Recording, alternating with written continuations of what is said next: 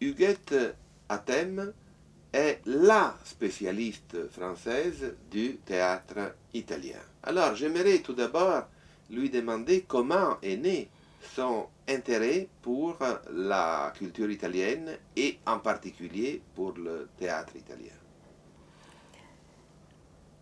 J'ai toujours été passionnée et par le théâtre, tout d'abord par le théâtre, et ensuite, lorsque je me suis retrouvée en troisième à faire de l'italien, j'ai eu un professeur tellement extraordinaire qu'elle m'a donné le goût de la littérature italienne, de la civilisation italienne, et c'est une femme d'ailleurs qui est responsable de beaucoup de professeurs d'italien en France, parce qu'elle était tellement passionnée elle-même par ce qu'elle disait, elle était tellement belle aussi que, mais ça compte beaucoup, vous savez, pour les élèves, d'avoir quelqu'un d'agréable en face de soi. Elle était à la fois sévère et rayonnante. Donc, elle nous a donné le goût de l'Italie. Et voilà, et la première fois que je suis allée en Italie, j'avais 18 ans, j'étais éblouie. J'étais éblouie par le pays, par la gentillesse des Italiens qui nous accueillaient très agréablement. Et voilà, c'est comme ça que m'est venue à la fois la passion de l'italien et la passion du théâtre, je l'ai depuis que je suis née. Quels sont vos premiers auteurs italiens, ceux que vous avez aimés au début de votre aventure dans la culture italienne? Quand j'ai commencé à 18 ans à faire une licence d'italien, j'ai été très étonnée parce que j'ai trouvé la littérature italienne classique extrêmement difficile et quelquefois, je dois dire, un peu rébarbative.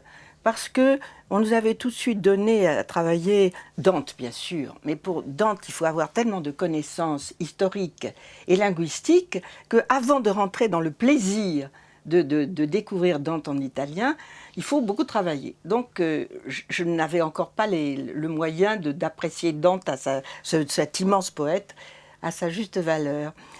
Et par contre, on nous faisait travailler les marinistes. Je ne sais pas si vous avez beaucoup travaillé sur les poètes Moi marinistes. non, mais je connais enfin un peu.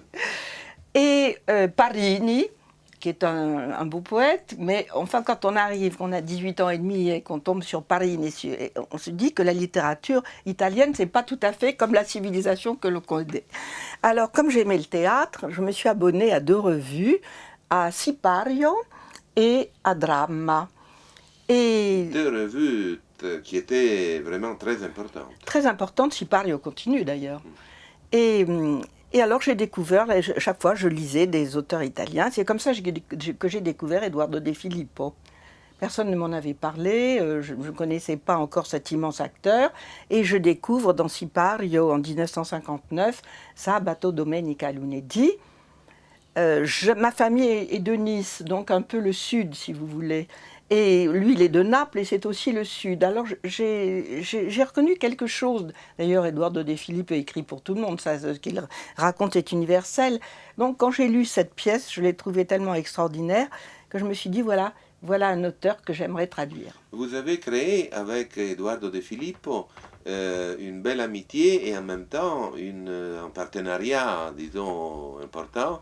Vous avez traduit en français plusieurs pièces, justement, d'Eduardo. Oui, j'ai traduit une vingtaine de pièces d'Eduardo De Filippo. Une vingtaine de pièces. Oui, et presque toutes ont été représentées, et même plusieurs fois.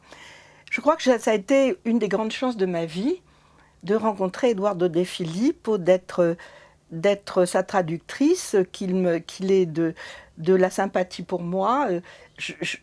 Vous savez, quelquefois, il vous tombe des grands coups de chance, et je crois que ça en était un pour moi. Ce géant du théâtre napolitain a été représenté dans le monde entier, dans toutes les langues. Moi, je me souviens d'une tournée triomphale qu'il avait faite en Russie. Enfin, bien sûr, quand il était en déplacement, il jouait en italien, mais il a été aussi représenté dans les différentes langues avec un succès extraordinaire. Oui, il est représenté dans le monde entier, Dans vraiment. le monde entier, oui. Mais avec la France, ça a été un petit peu différent. Quand je l'ai rencontré la première fois en 1962, donc j'ai tout de suite traduit cette pièce, tout de suite samedi, dimanche et lundi, ça m'a demandé du temps, j'étais étudiante, je voulais faire les choses très très bien, le mieux possible, et puis je la lui ai envoyée et il m'a donné rendez-vous.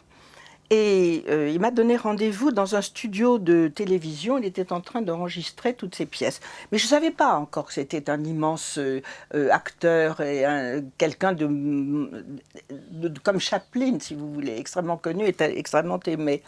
Alors j'arrive dans ce studio-là, il arrête sa répétition. Quand je suis en Italie, je me sens mieux. Je suis moins timide qu'en France, si vous voulez. C'est drôle, ça. Alors, j'arrive, il arrête sa répétition. J'étais à l'époque une jeune femme, ça ne gâte rien. Il vient, je lui avais écrit, je lui avais envoyé la traduction, il vient vers moi. Alors, je lui dis en italien, bonjour monsieur, je vous ai envoyé ma pièce, j'aimerais bien que vous m'en donniez les droits. Il me regarde, il me fait ça. Comme ça, avec sa tête, comme la statue du commandeur, si vous voulez. Il retourne à sa répétition et il m'avait donné les droits. Voilà le premier contact que j'ai eu avec lui. Mais Edoardo De Filippo, il fonctionnait à l'intuition. C'était un homme qui comprenait les gens. Il a tout de suite compris que j'aimais son théâtre. Et son administrateur... Et que vous étiez une personne fiable. Non, je ne sais pas. En tout cas, il m'a donné les droits. Et son administrateur, qui s'appelait Carlo Argeri à cette époque-là, était stupéfait. Il m'a dit, mais il vous a donné les droits, il vous a donné les droits. Ben oui, je lui dis, ben oui, il m'a donné les droits. Cette décision soudaine l'avait... Alors il m'a dit, je vous l'ai fait confirmer tout de suite. Et c'est une histoire qu'on pourrait mettre dans une pièce de théâtre. Effectivement, je reçois un papier me donnant les droits à condition que Valentine Tessier, qui avait fait un grand succès avec l'adaptation de Liberty, de De Filippo, accepte le texte. Je lui envoie, elle l'accepte, et moi j'avais une production. Jacques Fabry voulait monter la pièce. Et voilà que Valentine Tessier tombe malade. Elle a été obligée d'être opérée de la hanche, on l'attend pendant 3 ans. Au bout de 3 ans, elle n'avait plus la force de jouer la pièce. Entre-temps, Jacques Fabry avait perdu sa production. Il y a quand même 17 personnages là-dedans. Et donc, ça ne s'est pas fait. Entre-temps, une pièce de Edoardo De Filippo qui s'appelait Les voix intérieures, Les voci di dentro, qui est magnifique et que Tony Servillo amène à Marseille. Je suis en train de faire la traduction pour les sous-titres. Et je l'ai jouée d'ailleurs il y a une vingtaine d'années, cette pièce-là en français. Et voilà que c'est monté à Paris dans une traduction qui n'était pas fidèle, très superficiellement. Jean-Jacques Gaultier, qui faisait La pluie et le beau temps au Figaro, a une critique un peu condescendante. Edoardo De Filippo s'est tellement fâché qu'il a refusé tes droits pendant 20 ans. Ah voilà, parce que vous faisiez allusion justement Oui. au rapport un peu spécial d'Edoardo De Filippo avec la France. Oui. C'est-à-dire ce grand auteur et acteur du théâtre italien, représenté dans le monde entier, avait pourtant pour la France une attitude un peu... Pas au début, parce qu'au début, il a fait un grand succès avec Valentine Tessier, puis aussi avec Jacques Fabry, qui montait quelques-unes de ses pièces. Mais il y a eu cette histoire-là avec Les voci di dentro, Les voix intérieures, et il a refusé d'être monté pendant 20 ans.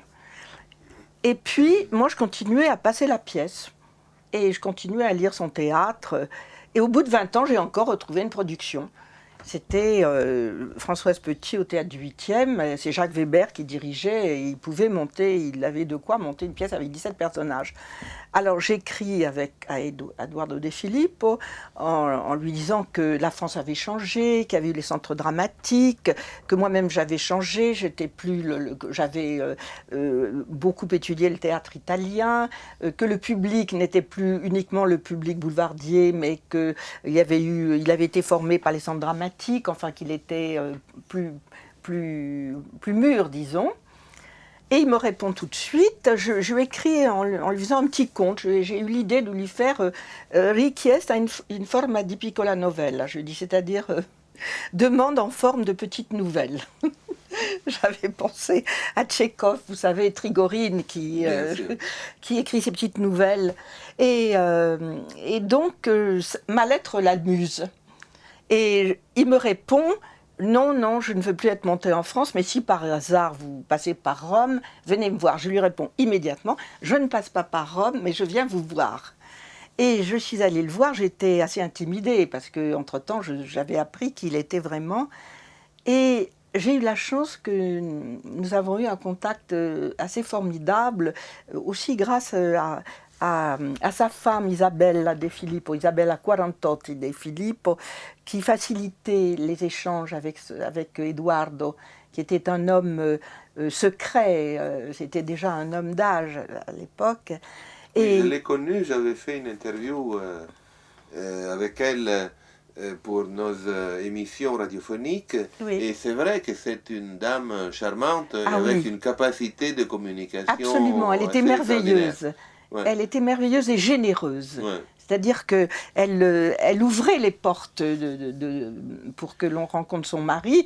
Je me souviens que lorsque Streller, je passe du coq à l'âne, lorsque Streller a fait une grande fête pour l'Europe à Milan, Eduardo m'avait invité pour l'accompagner. Il y avait 2 places, on était 3, et Isabelle m'a tout de suite dit « mais tu vas t'asseoir aux côtés d'Eduardo au premier rang », et elle s'est mise au fond. Ça montre un peu qui était cette femme, qui écrivait très bien aussi d'ailleurs. Il y a d'autres personnalités du spectacle italien que vous avez bien connues et fréquentées. Par exemple, je pense à Ettore Scola. Ettore Scola est un autre grand génie du théâtre italien que nous admirons tous beaucoup. Et parce du cinéma, disons, il est plus connu pour le cinéma. Il est plus connu pour le cinéma, mais une journée particulière, Una giornata particolare, par exemple, c'est un film dont on a pu tirer Gigliola Fantoni, encore l'épouse de Ettore Scola. On a tiré une version pour le théâtre, et je l'ai traduite, et elle a été jouée plusieurs fois en France. Et d'ailleurs, elle va être rejouée par Corinne Touzé au Festival d'Avignon prochainement. Je touche du bois, parce que les choses ne sont pas encore faites. Donc, du bois en France et du fer en Italie. Exactement. Voilà. Donc Ettore Scola, c'est un autre géant du cinéma. Enfin, nous connaissons, le public français a beaucoup aimé Une journée particulière, mais aussi d'autres titres. C'eravamo tanto amati, voilà, on s'était tant aimé. C'était... Il y a toute une série de films, Brutti, Sporchi e Cattivi. Oui, tous ces films sont magnifiques, tous ces films. Alors j'ai travaillé plusieurs fois avec lui. Je viens de traduire d'ailleurs Che ora è, quelle heure est-il, une adaptation théâtrale faite par ses filles cette fois-ci. Et c'est sorti hier justement. Che ora è. Et j'espère que ce sera monté. C'est l'histoire de... Je ne sais pas si vous avez vu le film. C'était Mastroianni et Troisi. Oui. Alors c'est vraiment pour un homme d'une 60aine d'années et un jeune homme. J'espère que ça va être monté. J'ai eu des projets, on attend. Vous savez, au théâtre, samedi, dimanche et lundi, je l'avais traduit pour jouer La jeune fille. Ça a été monté 25 ans après, et j'ai pu en Italie jouer un petit morceau de La Tante. Faisons un petit pas en arrière. Oui. Vous êtes, comme je l'ai dit au début de cette conversation, une véritable spécialiste du théâtre italien, non seulement du théâtre contemporain, mais aussi des grands classiques. Par exemple, vous avez beaucoup traduit Goldoni. Oui, j'aime beaucoup Goldoni. D'ailleurs, vous savez... J'aurais dû dire tout à l'heure que quand j'ai dit que je trouvais la littérature un peu rébarbative quand j'ai commencé à faire mes études, non, j'ai découvert tout de suite Goldoni et j'étais enchantée par cet auteur magnifique dont j'ai traduit 6 ou 7 pièces, des pièces qui n'avaient jamais été traduites jusqu'à présent et que j'ai joué aussi. Et alors Goldoni, c'est un régal, mais il faut rentrer évidemment dans ce langage du XVIIIe siècle, dans ce vénitien, il écrit beaucoup en vénitien. Et je crois que Goldoni, il fait un peu comme Audiberti, si vous voulez. Il invente au fur et à mesure son langage. Il écrit en vénitien, c'est vrai, il a écrit en vénitien, mais par exemple les Baruffe Chiozzotte et Baruffa Chioggia, enfin ça a été traduit par différents titres, c'est du dialecte de Chioggia, mais je me demande si de temps en temps il n'invente pas un petit peu des mots, et, lui qui savait absorber, il le dit d'ailleurs, qui savait absorber tous les langages. Il avait une facilité pour absorber à la fois les caractères des gens et pour absorber les langages. Il est arrivé en France, il ne connaissait pas très bien le français, il a quand même été le professeur à la cour des filles de Louis XV, et je crois que c'est ça, les filles de Louis XV. Et il dit dans les mémoires d'ailleurs qu'il a bien appris le français en donnant des cours. Oui, il écrit dans un français où l'on retrouve des italianismes, disons, ce qui ne nuit pas à l'efficacité de son récit. C'est une lecture très agréable, les mémoires de Oui, c'est une Goldoni. lecture très agréable, mais je trouve pas tellement qu'il y ait des italianismes, enfin sauf quand il parle de l'Italie qui était l'auto-obligé.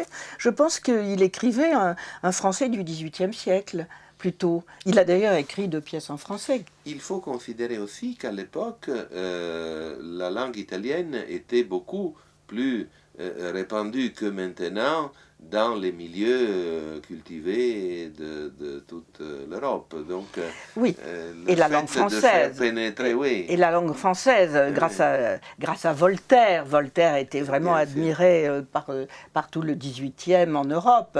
Et d'ailleurs, Voltaire appréciait Goldoni.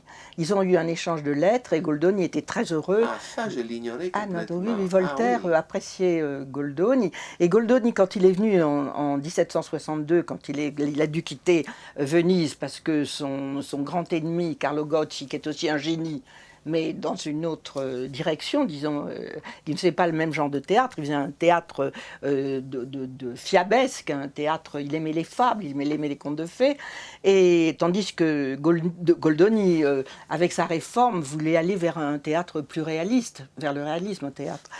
Et lorsqu'il a dû quitter Venise en 1762 pour se rendre à Paris, il voulait faire un détour pour aller voir Voltaire. Et finalement, il n'a pas fait ce détour lors de ce voyage-là. Mais il était très fier d'être admiré par Voltaire. Il y avait de quoi d'ailleurs, parce que Voltaire était un homme très difficile, comme vous savez. Bien sûr. C'est un génie très Bien difficile. sûr. Si vous deviez nous dire en quelques mots Oui. où se trouve la spécificité du théâtre italien, c'est-à-dire par rapport à, je sais pas, il y a une tradition, je sais pas, britannique qui commence par Shakespeare, ou en France, à partir de Molière, nous avons tout. Voilà. Quand on parle de théâtre italien, quel est l'élément qui le distingue et qui lui donne un intérêt particulier? Écoutez, ça c'est une grande question, une question très grave que vous me posez, parce que ça dépend. Pour les personnes qui ne connaissent pas bien la culture italienne, on peut dire le théâtre italien, c'est la commedia dell'arte. C'est un théâtre un peu sautillant, c'est un théâtre qui a été magnifiquement retrouvé par Strehler, hein, avec l'Arlequin, serviteur de 2 maîtres. J'étais à la 1000e, là je l'ai vu je ne sais pas combien de fois, j'étais à la 1000e à Paris. Il y avait un gâteau énorme et Arlequin qui coupait ce gâteau et les spectateurs étaient avec lui. Mais surtout, le spectacle était une splendeur. La première fois que je l'ai vu, c'était avec Moretti. Je suis sortie de là assommée, vraiment assommée. Parce que je me suis dit, si le théâtre c'est ça, j'arriverai jamais à en faire. C'était d'une telle perfection que à la fois on était dans l'admiration complète, dans le bonheur complet, et c'est comme si on m'avait dit, mais toi, tu sais rien faire. Et c'était vrai, c'était ça, je ne savais rien faire. Mais alors, vous me posez une question, la spécificité du théâtre. Je ne sais pas s'il y a une spécificité italienne, parce que si on prend les tragédies d'Alfieri, je ne vois pas en quoi elles ressemblent aux comédies de Goldoni. Mais c'est vrai que peut-être il y a plus facilement un mélange des genres. Je sais pas, Pirandello par exemple. Ah, Pirandello, c'est un cas à part. Pirandello, il a réinventé le théâtre. Il a réinventé le rapport entre le personnage et entre le personnage et la personne, entre le public et le théâtre. Avec, c'est un précurseur absolu, Pirandello. J'ai traduit plusieurs pièces de Pirandello et c'est difficile, Pirandello, à traduire. Et je vais vous dire pourquoi. Ce ne sont pas les phrases qui sont difficiles, c'est la pensée. Parce que, et je retrouve ça chez les Siciliens et chez les Napolitains. Parce que l'Italie, enfin, je crois que c'est ça. L'Italie n'est pas passée par le cartésianisme, comme chez nous. Alors, j'ai l'impression, mais ça c'est mon impression de traductrice, peut-être que je vais dire une bêtise, mais enfin je la dis quand même, c'est parce que c'est ce que je pense, moi. Je pense que lorsque Edoardo écrit, et aussi lorsque Pirandello écrit, ils avaient beaucoup d'admiration l'un pour l'autre, quoi qu'ils ne soient pas de la même génération. D'ailleurs, ils ont travaillé ensemble une fois. Et Edoardo commence une phrase, Pirandello aussi, il pense quelque chose à l'intérieur de la phrase, et la fin de la phrase correspond à ce qu'ils ont pensé, et non pas au début de la phrase qu'on a entendue.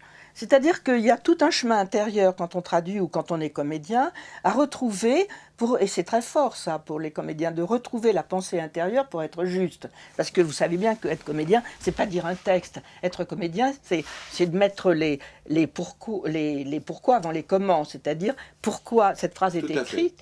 Et c'est pas comment je vais la dire. Souvent les jeunes comédiens disent, ils cherchent l'intonation, ils cherchent ça. Non, c'est pas ça. Ce qu'il faut, c'est savoir les pourquoi avant les comment. Et ça, Strasberg l'apprenait beaucoup dans le studio théâtre.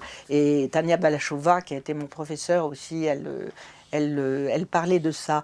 Et pour en revenir à la traduction, moi j'aime bien traduire Pirandello, mais ce n'est pas facile. Henri IV, par exemple. Je me souviens quand Pitoef, fils, parce que je n'ai quand même pas l'âge d'avoir connu Pitoef père. Je le regrette d'ailleurs parce que c'était un des grands. C'est lui qui a amené la première fois les 6 personnages en France. Et c'est grâce à lui aussi que Pirandello a démarré en Italie, a été apprécié aussi comme auteur dramatique.